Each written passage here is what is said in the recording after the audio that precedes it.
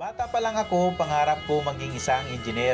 Graduate nga pala ako ng BS Marine, Bachelor of Science in Marine Engineering, sa Philippine Merchant Marine School, Las Piñas City, kung saan ako nagtapos.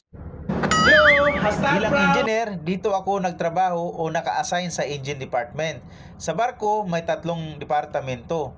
Una, ang deck department. In charge sila sa cargo operation, navigation at deck maintenance o pagpapaganda ng barko simula sa OS, deck cadet, AB, bosun, third assistant officer, second assistant officer, chief officer, and the captain, ang master ng lahat.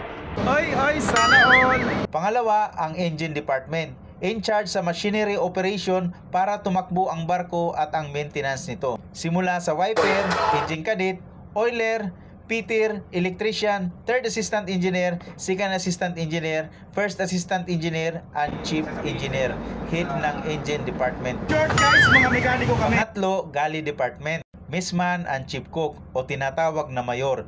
Sila yung in charge ng pagluluto o preparation sa pagkain ng mga crew. Sa mga standard na company, kumpleto ang crew. Si Messman, assistant ni chief cook, in charge sa paglilinis sa kabina ng mga big four, simula sa first assistant engineer, chief officer, chief engineer, and the master. Okay guys, thank you for watching. See you my next vlog.